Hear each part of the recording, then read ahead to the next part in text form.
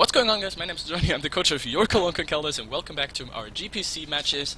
This time with week number 7 versus RizzyPow, ex-analyst, now taking over from the Uzi Gunner, since he had to drop out for personal reasons. Yeah, so this is our week 7 matchup. We made, as you can see, we made some transactions to our team. We are now rocking Mesprit, Scolopede, and in the back on the bench we also have Houndoom instead of Hydreigon, Gramble, Brodem Frost, and Murkrow. I think that's it. So yeah, as you can see the matchup, he has Sneasel, Cobalion, Vaporeon, Nidoqueen, Latias, and Serperior.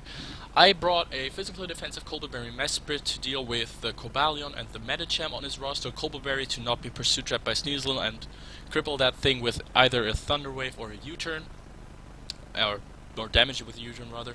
I brought a Spadef Rachi with U-turn, Iron Hat, Healing Wish, and I'm not that sure on my last move.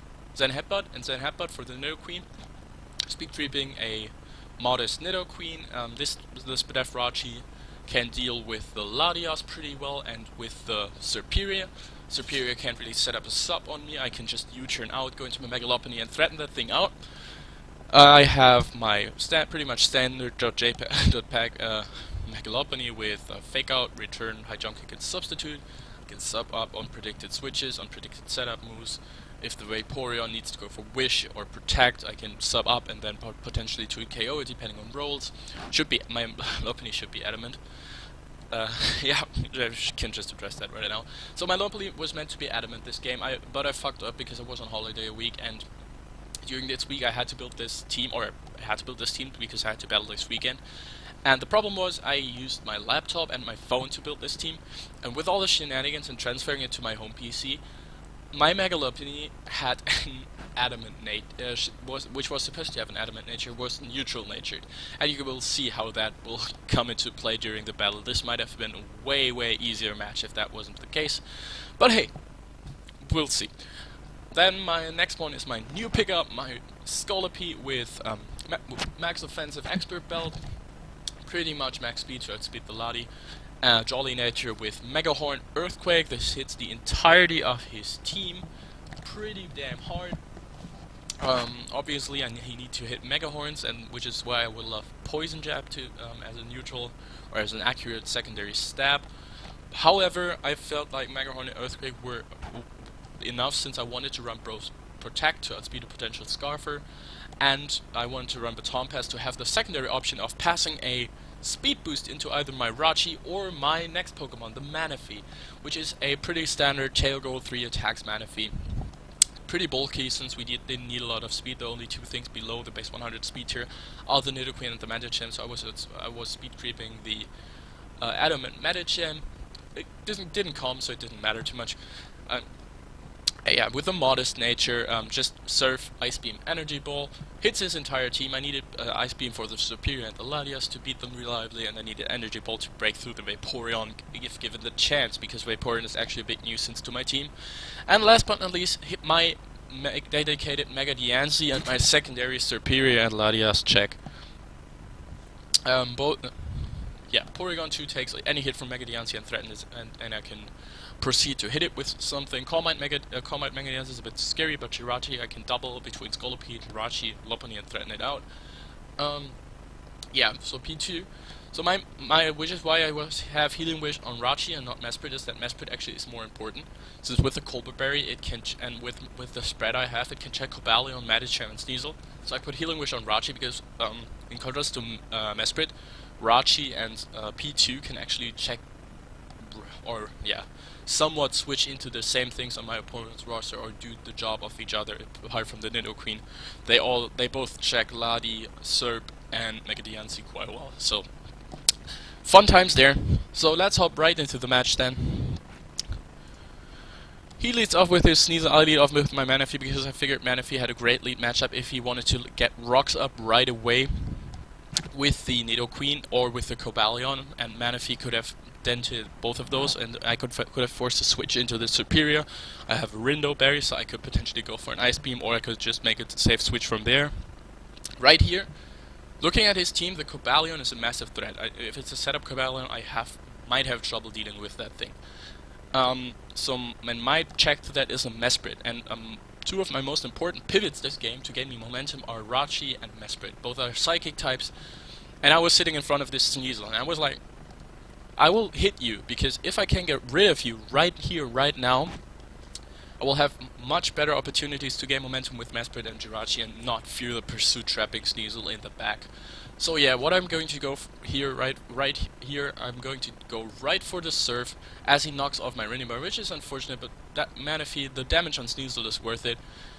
Again, I'm just going to fire off a Surf, or an Energy Ball predicting the Vaporeon. Didn't want to give it a free switch. He goes into Surf, which can now kill me. I make my safe play in a Jirachi, as he reveals the substitute, which is expected to some degree. I can just safely U-turn out here, break his sub with that, as you will see. I break his sub, go into my Mega Lopunny, and I can just flatten him with a Fake Out. I don't want to risk going right off predicting switch right now because I'm not Mega Evolved and not faster yet, so I don't want to fire off a huge hit right now. And we'll see what his dedicated Lopunny check is. I mean, on this team there's pretty much just one alternative. And he goes into Nidoqueen. I go for Fake Out, and I see the Rocky Helmet, and I remember George and the GBA when he faced I think it was John with the New Orleans Pelipper, and their Mega Lopunny, and Rocky Helmet, Poison Point, Nidoqueen's just like bam. I figured it might be that set. So yeah, I make a safe switch out into my P2 as he reveals a really cool move and goes for Super Fang. I traced the Poison Point, so now I'm sure he goes for Super Fang, which is extremely cool play on his part. And props to him, good prep, because otherwise Nidoqueen doesn't 2KO my Porygon. It doesn't either, but this lowers it severely. So right here, I'm in the mindset, you already saw he goes for Rocks. I predicted him to switch out, because Nidoqueen, as I said, is his Lopunny answer, and I didn't think he would want to risk it right now, just for Rocks, because my team actually isn't that scared of Rocks. So I go for Thunder Wave, predicting his switch out into pretty much everything else, because even the Vaporeon T-Wave would be nice for me. Unfortunately, he stays in. As you can see, I'm going to fire off a Thunder Wave, so on the next turn I decide he might switch now. I'm just going to recover so I can switch back into anything later on. Even if he goes Cobalion, my Mesprit is healthy, and it can't be trapped right now, so I'm just happy that it's this way. And the Cobalion goes for Swordsdance, so I'm happy I don't have to deal with the Sneasel in the back. Right here I can just make a safe play, even if he has some move that hurts my Mesprit. I will go for the Thunder Wave, cripple this Cobalion so my Mega Lopunny can easily revenge kill it later on. Which is just what our Mega Lopunny, Manaphy, or Scolipede that is. Yes, he reveals the T-Wave of his own, so I don't really know. It probably was from the Mega Lopunny and Scolipede, since this seems to be his only Scolipede answer on the team he has, because he revealed Nidoqueen to be his Mega Lopunny check. Yeah. So I do that. Dual Thunder Wave. He goes for Zen Headbutt, which was surprising. I figured a stab move might come out. I wasn't expecting a Zen headbutting Cobalion, but hey, it's cool to me. But the Paraflinch doesn't happen. Yeah, I get over Psychic, and Cobalion's special defense isn't that great, so I do 34% with my Mesprit, which is great damage. And right here, I'm going to just fire off another Psychic, I believe. No, I'm going to get off my Rocks, predicting a switch. Boy, well, I'm a good player. I'm going to stay in and U-turn out. What the hell? Okay, I'm going to stay in and Thunder Wave the Vaporeon, because as I said, it's a big nuisance to my team. Hindsight, I might have wanted to slow turn out into my Manaphy, but you can't have everything. So I'm going to do that right now, U-turn out, go into my Manaphy, and I just want to get a huge hit off on the Vaporeon and then basically die, so I can just come in and pressure this Vaporeon until it dies. I'm going for an Energy Ball right here. He reveals the Toxic, which is kind of annoying, because then P2 with the Trace Water Absorb can't beat it when we 1v1. And yeah, so I just go for the Energy Ball, weaken it, and now it should be in range of my Mega Lopunny. I go for a Fake Out. Oh, I go for a substitute predicting his Protect. And he gets paralyzed, so I don't know, he probably went for Scald or for Wish. He goes into his Nidoqueen, and now, because I'm behind the sub, I'm in the free position to fire off a couple of returns. I can 2-hit KO the Nidoqueen here. I take a lot of damage, but fortunately I'm not poisoned, so this works out for me. Again, because I'm behind the sub, I can just throw out another return right here. and do a really good chunk of damage to this Latias. Now, I actually calced this, and here's like, this Latias might be Scarf, which is my mindset right now, because Cobalion isn't, Serperior isn't, Sneasel probably wasn't, because it's a Sneasel, Nidoqueen wasn't, so his likely Scarfer is the Latias at this point. But, 1. He showed defensive investment or max HP from the damage I felt like, or I calculated that way, and I figured he might also be in the position to make a play right here to get like any sort of momentum and predict my Jirachi switch. So yeah, I'm just going to go for the return again, predicting his switch out, and I'm catching the Vaporeon. He takes Stealth Rocks, and as you can see, it does 42%, and that's not enough. Not enough to break this Vaporeon. So I calculated this, and it didn't make sense to me. Even if he was max Fizz Def, I should have done a bit more damage to him. So here is where it turns out I was confused. Here is where the first time the Adamant Nature mattered. With an Adamant Nature, I would have 2-KO'd this Vaporeon at this point. Even if he would Wish Protect, I could have just kept spamming Return. It was difficult for him to break. So yeah, I could have 2-KO'd it probably here, but now as it is like this, I'm forced out. I go into my Jirachi as he gets parried again, and I don't really have a way to break this Vaporeon right now. Since he is toxic, my P2 doesn't beat it. I had my Manaphy to set up on it and beat it, but yeah, Manaphy, you know, that's the thing right there, the dead one. So I basically have to flinch this thing down with my Rachi, or at least I'm not really keen on flinching it all the way down, but I want to get it low enough to the point where I can switch into my P2 and keep it low with that until it dies, because Rachi has more viability than P2 in this matchup. So I'm going to go for this here. He gets off, it's parried, but he gets the protect off here. So this is going to take a while, especially since as you can see, I'm going to just skip through this. I'm going to miss 2 Zen headbutts and never get the crucial flinch. I'm kind of douchebaggy for doing this, sorry Riz, but at this point I really didn't feel like I had another play, and I felt like it kind of evened out in the end. So yeah, finally I see I can't really break this thing because it gets off the Wish here, and I figure it goes for Protect. I'm going to try it again. If he gets parried, I didn't want to waste my chance. And now I'm going to U-turn out into my P2, there's no point. I can trace the Water Absorb, and I have Thunderbolt and can do more immediate damage to this Vaporeon. If he gets parried once or twice, I can beat it even with the Toxic. He gets paralyzed a lot of times, so I'm sorry for that, but I guess that's what you get when you use real yellow magic, so I shouldn't be sorry. And right here I know he's not going to touch me because of his set, and I traced his Water Absorb. So all I needed was the one para. I got it. Yeah, it's like, even without the para, I probably would have kept him low enough for something to revenge later with this set. So yeah, he brings in his Serperior, and at this point I'm like, I'm way ahead in the game right now. I don't need to make any crucial predictions. I can just make my safe play out into my Rachi, preserve my P2 as potential fodder later on, or as differential, whatever. At this point it was still fodder. And he goes for a Leaf Storm, raising his special attack. As you see, Jirachi eats that. I get the slow U-turn out, go into my Mega Lopunny, I calculate with the regular Lopunny set, I kill, 100% return from here is a KO after Fake Out. No, wait. Return is a KO from an Adamant Lopunny on this Serperior. With the standard Subseeding Serperior, I think has like 80 HP invested. So yeah, I go for return. I should kill. Well, not happening. I didn't know why. I didn't understand. I think I got a low roll. I figured he might be extremely bulky. But after the game, when I imported my sets to double check everything, I found out that I was a serious natured Lopunny, and yeah. Apart from that, I think this might have cost me. We'll see how this turned out.